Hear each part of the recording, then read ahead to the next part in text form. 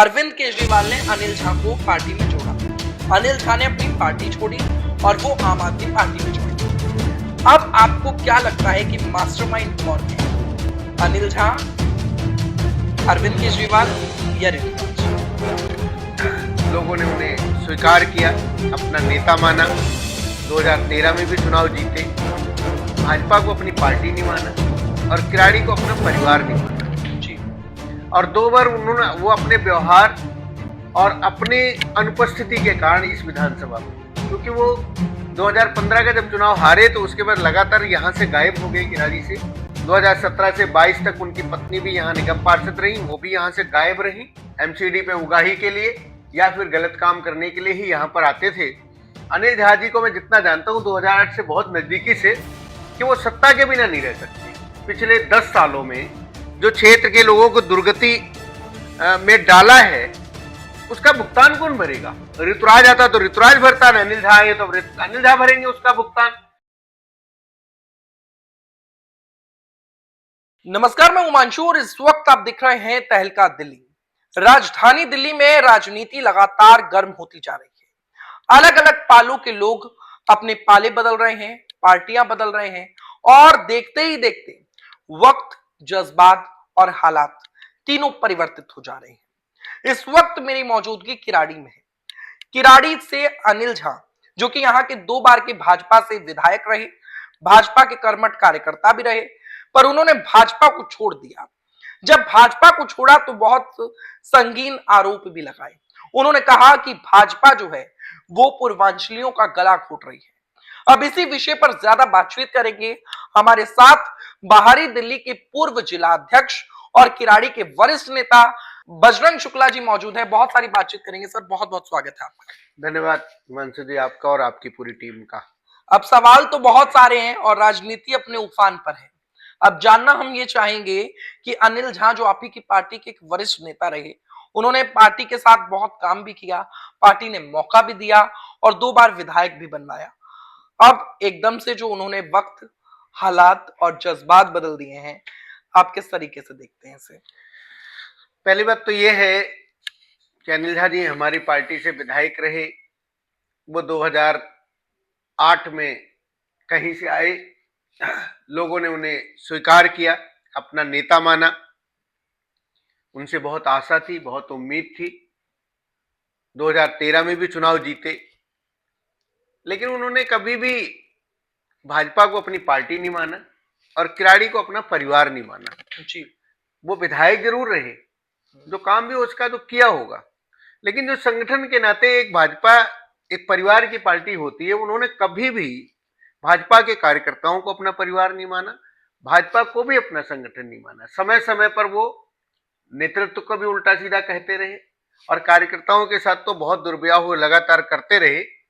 तो वैसे तो किसी का भी जाना ठीक नहीं होता पार्टी के अंदर। वो 2 बार यहाँ से विधायक रहे थे, लेकिन जिस तरीके से उनकी महत्वाकांक्षा बढ़ी थी और 2 बार उन्होंने वो अपने व्यवहार और अपने अनुपस्थिति के कारण इस विधानसभा में, क्योंकि वो 2015 का जब चुनाव हारे तो उसके बाद लगातार यहाँ से गायब हो गए किराड़ी से। वो केवल चुनाव लड़ने के समय आते थे और 2017 से 22 तक उनकी पत्नी भी यहाँ निगम पार्षद रही, वो भी यहाँ से गायब रही। केवल वो एमसीडी पे उगाही के लिए या फिर गलत काम करने के लिए ही यहाँ पर आते थे।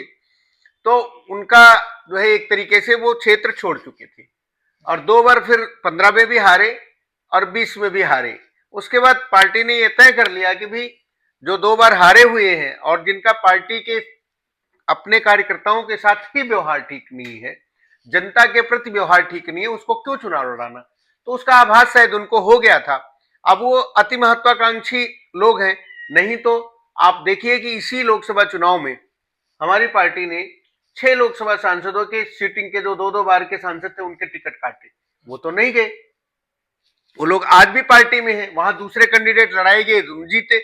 लेकिन अनिल झा जी को मैं जितना जानता हूं 2008 से बहुत नजदीकी से, कि वो सत्ता के बिना नहीं रह सकते। वो उनको मलाई की जो योजना है वो बहुत अच्छी लगती है, उसके बिना रह नहीं सकते। तभी उनको लगा होगा कि भाई आम आदमी पार्टी में जा करके शायद मैं जीत जाऊं, लेकिन तो उनका का मोह है। ये कुर्सी का सरासर मोह है, नहीं तो पार्टी के अंदर रहते। जिस पार्टी ने उनको, जिस एबीवीपी के माध्यम से डूसू का चुनाव लड़ा, उन्होंने पूर्वांचल के एक कार्यकर्ता को डूसू चुनाव लड़ाया, अध्यक्ष बने। पर वो तो कह रहे हैं कि पूर्वांचलियों का शोषण होता है आपकी पार्टी में। तो फिर या तो वो कह दें कि मैं कहीं और का हूं, या तो इसका मतलब वो अपने पे ही प्रश्न उठा रहे हैं कि भाई वो अगर अपने को पूर्वांचली कहते हैं तो वो डूसू के प्रेसिडेंट बने, 5-6 चुनाव लड़े, उसके बाद 2 चुनाव उनकी धर्मपत्नी और 4 चुनाव वो विधानसभा का लड़ चुके हैं। तो ये कौन कौन है? वो पूर्वांचल के हैं ना। और पूर्वांचल के बारे में भाजपा पर आरोप लगाना बड़ा आसान सा है। पहले अपने गिरेबान में तो देख ले कि अपनी क्या स्थिति हो रही है। आप क्यों अनर्गल आरोप लगा रहे? मैं पूर्वांचल का मैं भी हूं, सामान्य सा कार्यकर्ता हूं। मैं 93 से पार्टी के लिए यहां काम कर रहा हूं। मैं तो पार्टी छोड़ के नहीं गया, मैं तो कोई चुनाव भी नहीं लड़ा, मुझे पार्टी ने जिलाध्यक्ष बनाया। आगे जो सम्मान देगी वो देगी, पार्टी के कार्यकर्ता हैं, पार्टी अच्छा, के एक साथ सवाल जुड़ेंगे। और, उन्होंने पार्टी आज से 5 से 6 दिन पहले जोड़ी थी, ज्वाइन हुए थे वो पार्टी में, और आज यानी कि 21 नवंबर को उन्हें टिकट मिल गया है। अब फाइनल हो गया है कि किराड़ी से वो आम आदमी पार्टी का चेहरा है। ऋतुराज यहाँ से साफ हो चुके हैं, अब उनका यहाँ पर कोई लड़ने का मोटिव है नहीं पार्टी से। अब भाजपा जो है उसकी क्या तैयारी है, और क्या लगता है अनिल झा जो है वो एक स्ट्रॉन्ग कैंडिडेट है या नहीं?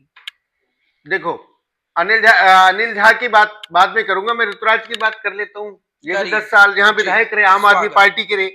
जो पाप ऋतुराज ने किया है पिछले 10 सालों में, जो क्षेत्र के लोगों को दुर्गति में डाला है, उसका भुगतान कौन भरेगा? ऋतुराज आता तो ऋतुराज भरता, अनिल झा आए तो अनिल झा भरेंगे उसका भुगतान। क्योंकि अगर वो आम आदमी पार्टी की अच्छाइयों को अपनाएंगे, सर पे लेंगे, तो आम आदमी की बुराइयां कौन लेके जाएगा? बुराइयां भी इन्हीं की सर आएंगी ना। तो जो जनता आम आदमी पार्टी से बुरी तरह ऊब चुकी है, उसको नकार चुकी है, उसका नकारने का मन बना चुकी है, जो क्षेत्र की जनता के लिए ये दुरूह बनाया है, उसका भुगतान अनिल झा जी को मिलेगा, करना पड़ेगा। और जो सपना लेकर आए हैं कि मैं फिर विधायक बन जाऊंगा, वो सपना एक बार पुनः 2015 और 20 की तरह फिर सपना का सपना ही रहेगा। और जैसे ये पता थी पार्टी को ऋतुराज हारेगा, तो पार्टी को लग रहा होगा अनिल झा जीतेंगे, तो वो सपना भी भूल जाए। भारतीय जनता पार्टी का उम्मीदवार जो किराड़ी में रहने वाला होगा, उसको पार्टी उम्मीदवार बनाएगी। जिस किसी को बनाएगी वही किराड़ी से विजयी होगा। भारतीय जनता पार्टी का उम्मीदवार ही यहां पर विधायक बनेगा, ये तय है।